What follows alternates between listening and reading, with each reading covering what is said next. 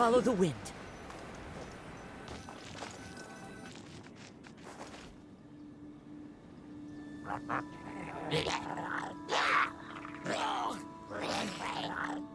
Is it just Paimon, or is there something weird about those hilly trails over there? Paimon thinks so too. We've seen plenty of hilly trails before, and they're always the bad guys. But this is different. Uh-oh. This is right by the Wangshu Inn too. The guests are in great danger. Now that we've seen it, if we don't do anything about it, Paimon will feel really guilty. Let's go take care of them.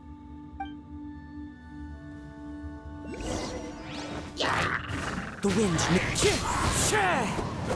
Everybody stand back! Time to go, as one with wind and cloud. Into the wind.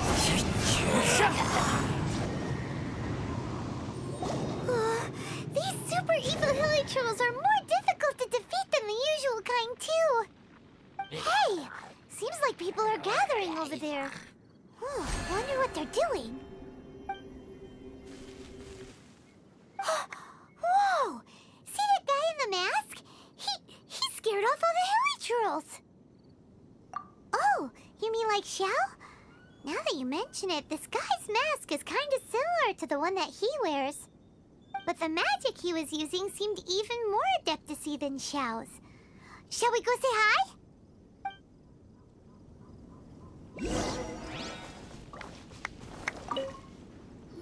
Ahem. Hello. Allow us to introduce ourselves. This is... Please, if you're here to thank me, there's no need. Cleansing the world of evil is the duty of the Adepti. Think nothing of it. One certainly doesn't.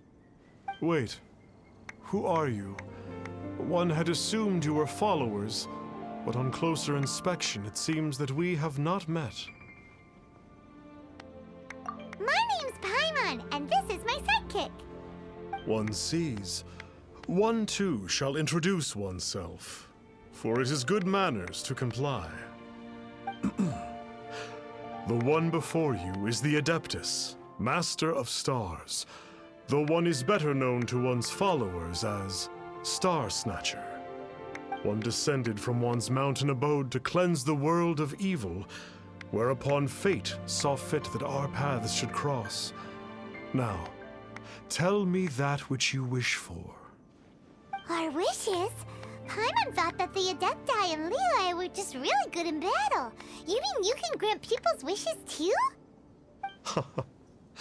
There are different levels of Adepti. Are not the stars loftier than the mountains, clouds, and moon?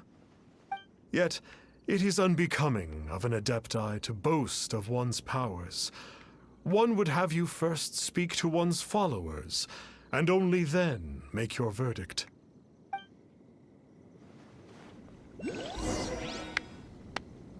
Have you seen the Master of Stars in action? His power truly hails from the divine. I believe that now, there is finally some hope for my ailing father. Watching him use his magic is all the proof you need. A true Adeptus, no doubt about it. Not long ago, I sought some medicine from him on behalf of my ailing father. The difference with Boo Boo Pharmacy's prescriptions was like night and day, I tell you. Once it was boiled and ready, it gave off this really ethereal mist.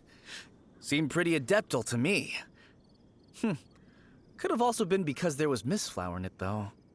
Adepti medicine is surely the most potent.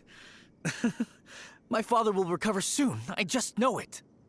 Sure, you have to make some sacrifices if you seek help from an Adeptus like the Master of Stars. I had to give a few antiques as offerings.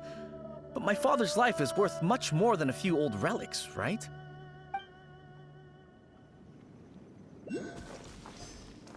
The Millilith don't really need to do shifts when the Master of Stars is around, do they? I'm a merchant, and I had an especially valuable batch of goods that needed transporting recently. So I asked the Master of Stars if he would make the journey with me, as presumptuous as that was. Reason being, monsters run a mile as soon as he so much as holds up his talisman. We didn't have the slightest bit of trouble the whole journey. It didn't come cheap, of course, but then soliciting the services of an Adeptus is a monumental affair. Just look at the Rite of Dissension. So I can accept it, but I doubt that most from outside of Liyue would be willing to.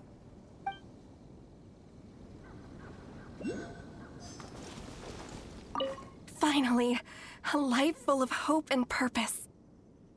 Oh, are you believers too? After my fiancé had been left, I cried every day. But then I turned to the Master of Stars for help. At his suggestion, I started burning paintings of my fiancé and casting the ashes into the ocean at sunrise. I can't explain it, but it really worked. I know in my heart that he'll return. This is not some sort of positive thinking trick. I'm certain of it.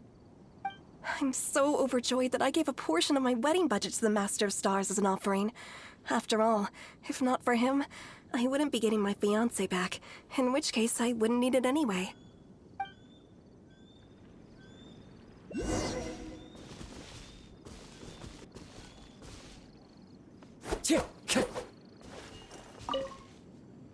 What do you think? One's adherents may exaggerate a little, but they speak from the heart. Surely you jest. There was once a senior Adeptus, Xie Wuliang, known to the people as Liangzi. He said this: all things are connected. That which mortals call imagination is merely the bridge betwixt the spiritual and the material. In other words, their wishes are already on the path of transitioning into reality. Does this make things clearer? Nope. It makes them way more complicated. But basically what you're saying is that their wishes can come true, right? Indeed. You are perceptive, my diminutive friend. Okay. So we also have one other question. Oh? You need but ask. Hey, isn't that a bit inappropriate? Indeed. It would be inappropriate for one to remove one's mask. One wanders among mortals, doing good and cleansing evil. One reveals not one's visage to avoid further disturbance to this realm than is necessary. Ah, got it. Now then, what are your wishes?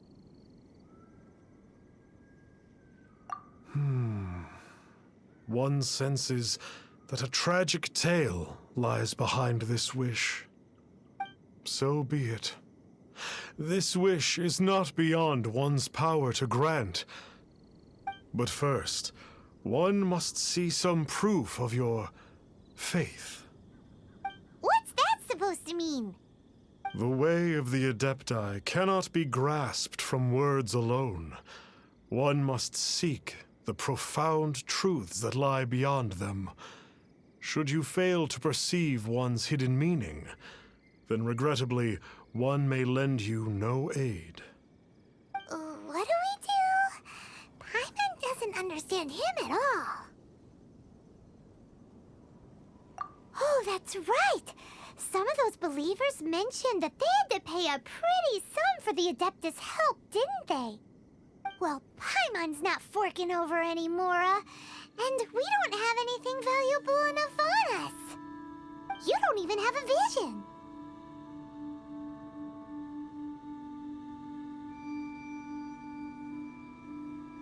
Hey, why don't we make him a tasty snack? No one can resist the temptation of good food, can they? Yep, a tasty snack is sure to work. Why don't we head over to Wanwen Bookhouse and see if they got any new recipes in?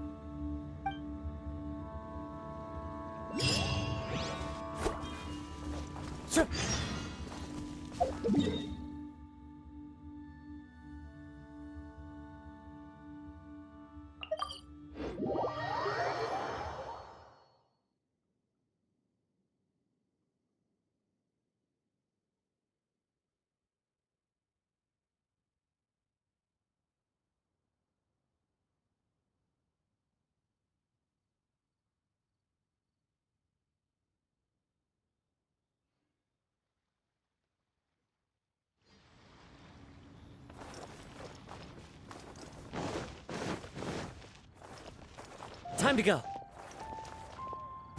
One with nature. Are you buying or not?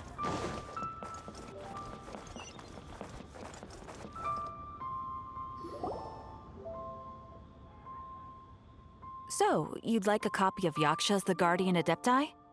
Yes. Here, and keep the change. Oh, aren't you generous? Thank you for your patronage.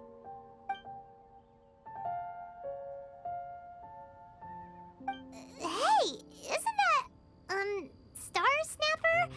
What a coincidence running into him again. Did you hear the name of the book he just bought? Was it Yaksha's The Guardian Adepti? Well, anyway, it was definitely a book about the Adepti. Why would an Adeptus want to buy a book about himself? Really? What's so fishy about him? Huh. That's a good point. None of the other Adepti we've met seemed like they needed anything from anyone. Paimon thinks we should check out that book. Maybe we'll find out something about this guy that we can use.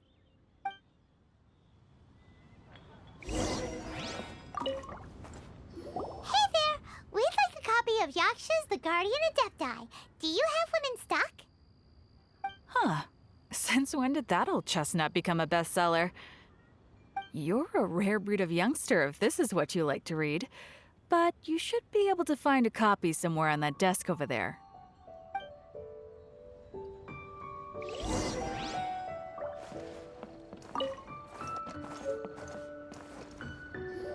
This is the one! Let's see what it's all about, shall we? In ancient times, Liyue was a land of misery, where the shadow of evil loomed large. As slain gods festered, their vengeful wrath cursed the world, manifesting in infernal forms. When demons stirred, miasmas, monsters, and mutations infested the land. Then Rex Lapis summoned the Yakshas to vanquish the demons.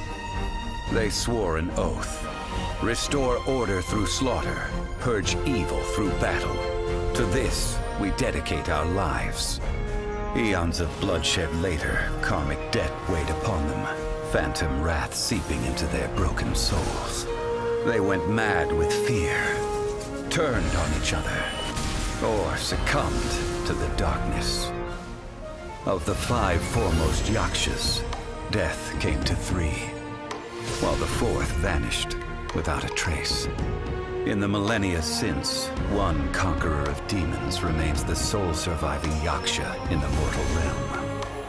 And only on moonlit nights, in the glow from Guyon, and in the sound of the Dihua flute, is his memory preserved.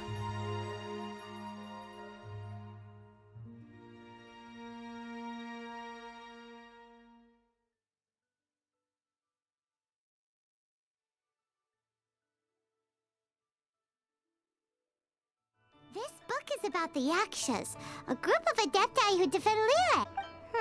Seems like a pretty niche topic. Was there anything that stood out to you?